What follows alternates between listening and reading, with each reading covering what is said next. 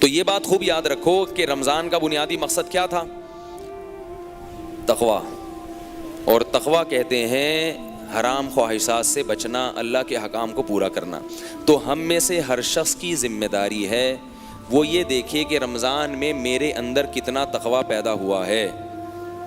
بعض ایسے ہوتے ہیں خوش قسمت جو رمضان میں سارے گناہوں کو چھوڑ دیتے ہیں، بالکل یو ٹرن لے لیتے ہیں،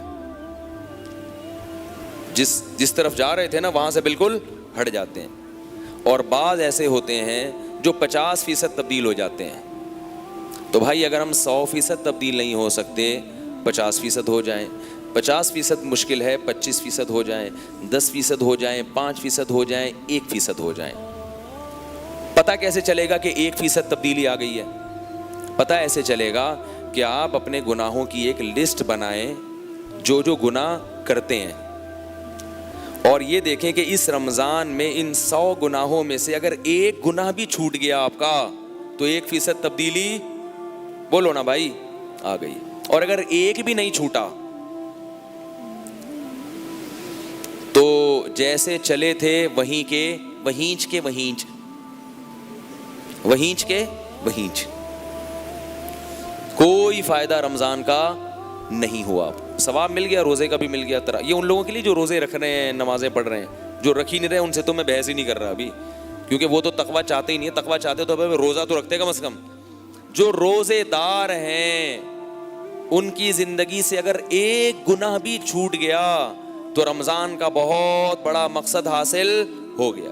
اگر آپ بد نظری کے عادی ہو، شراب کے عادی ہو، اللہ نہ کرے زنا کے عادی ہو، ماں باپ کی نافرمانی کے عادی ہو، نماز قضا کرنے کے عادی ہو، ایک گناہ تو کم از کم چھوڑ دو بھائی.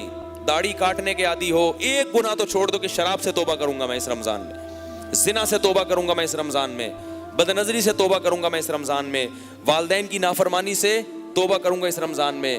کچھ نہیں ہوتا، 5 وقت نماز کی پابندی اب سے شروع کر دوں گا میں.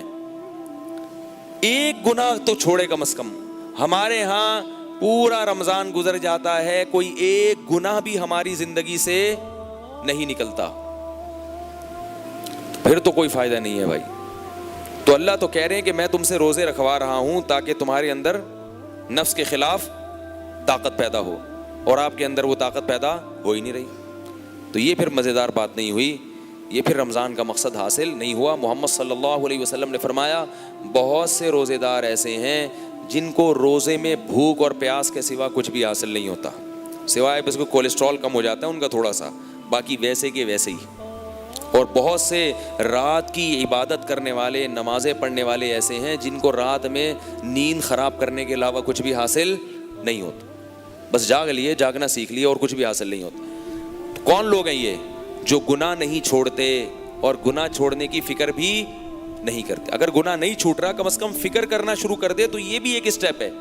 اور یاد رکھو ایک گناہ چھوڑنے سے دوسرا گناہ چھوڑنا خود بخود آسان ہو جاتا ہے.